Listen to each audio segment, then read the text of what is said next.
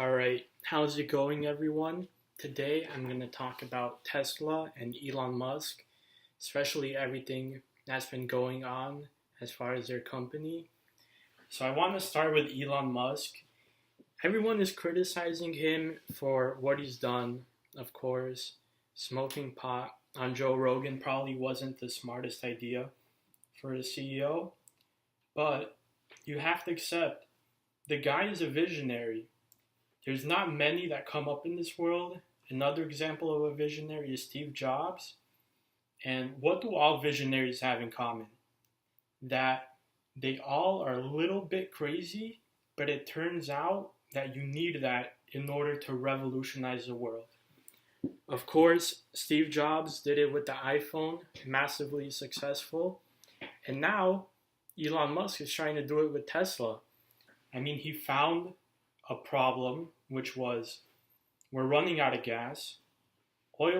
Prices are just going to keep going higher. And most importantly, the environment is suffering a lot because of emissions. So, what Elon Musk did is he founded his own company called Tesla, obviously. And it's a very confusing company because the demand is there. If you want a Tesla, you have to wait at least 2 to 3 years. But there shouldn't be that much demand for a car because you go to Ford, BMW, Audi, you never have to wait 2 to 3 years for a car. And also, the reason they can't keep up with the demand is because the supply and the factory that's making the cars themselves is very intense and labor intensive. I mean, I'm sure Ford and GM and everyone has cars just flying off the lot. But at Tesla, there's a couple videos of the factory, and you can see that the cars are just kind of sitting there, and Elon Musk is having to sleep in the factory, and the cars aren't profitable because you literally have to put in so much man hours for every little detail of the door that goes flying up. So it's a payoff that you gotta have, but so far, company's unprofitable. Elon Musk goes on the New York Times saying he's sleeping in the factory. Now, I know the guy, genius, likes to work, is a visionary, but if you're sleeping in the factory and you're a company that's the size of Tesla, that shouldn't be happening because that means you fail to delegate the responsibilities to other workers and other employees. And Elon Musk is kind of a idea guy, not an execution guy. He can execute, but his ideas are his moneymaker, you know? So he has Tesla, he has the Boring Company trying to make tunnels underneath Los Angeles in order to solve traffic. I mean, a genius idea, but can we make the cars first and then worry about reducing traffic under Los Angeles and tunnels? And to top it off, I mean, the guy's trying to go to Mars. Who else do you know has all three of those businesses going at the same time and is not in a crazy depression, like just sleeping in the factory, working all day? His interview with the New York Times a couple of weeks ago, he literally said that he has to take medication to go to sleep. He has to wake up at 2 in the morning if one of the machines breaks down. I mean, people say that machines are the future for the factory, but if only Elon Musk can fix them and they break so often that he's sleeping in the factory, maybe we just have to wait for the technology to evolve to that level. Now, that's all fine, right? What else do you expect from Tesla and Elon Musk? But lately, he's been scaring a lot of investors from his stock. His stock went from a company that has unlimited future with the best CEO and visionary that the world knows to suddenly a company that's unprofitable. The CEO is caught smoking pot on Joe Rogan's podcast. He gets caught tweeting that funding is secured at 420 by Saudi Arabians and later tells everyone that it was just a joke. And we knew it was a joke. Because who gets bought out at 420? Like, come on, man. What are you doing? And then to top it off, the SEC says, look, Elon, we know you're a great CEO. How about we make a deal?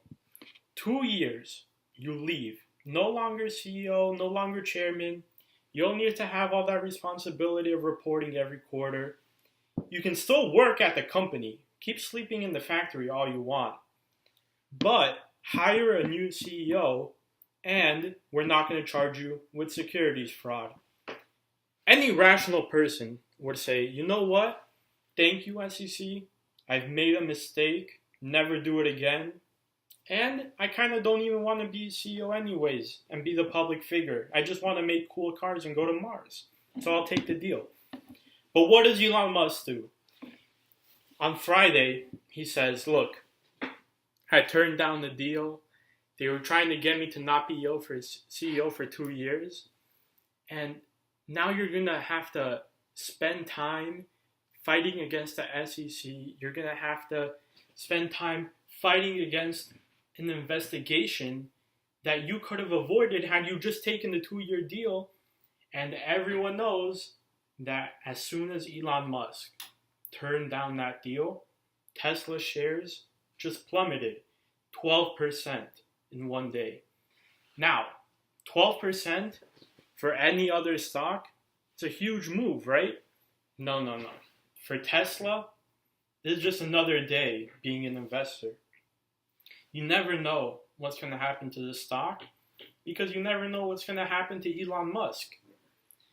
And so when you have Elon Musk as CEO, no matter how much you believe in the cars, some people are just going to get freaked out when he gets charged with securities fraud for tweeting about a joke on Twitter of funding secured at 420.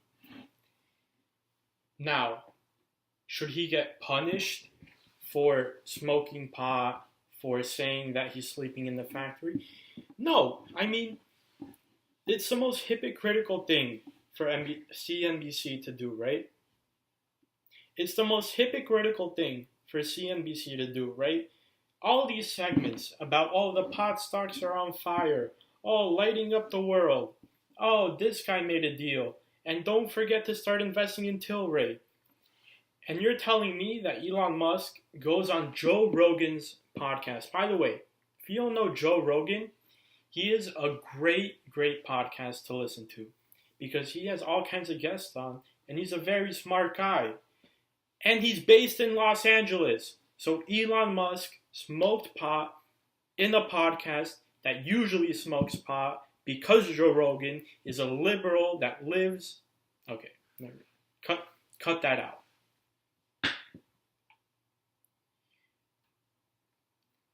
However, today, turns out Elon Musk is taking the deal. And you know what? The stock shoots up 16%. Remember, he turned it down, goes down 12%. Remember, he turned the deal down and the stock fell 12%. He took the deal today and it goes up 16%. So what does that tell you?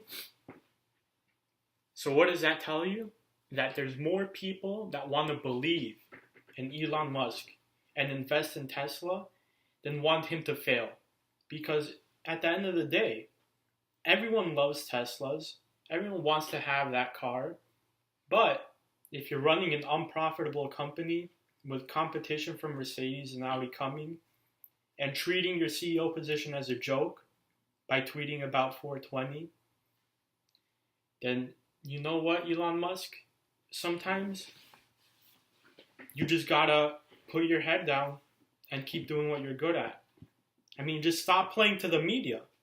The more he plays to the media and the more he gets annoyed by calling, let's say, a cave diver rescuing children a pedophile, whether that's true or not, Elon, watch yourself and just keep quiet and the stock will be fine.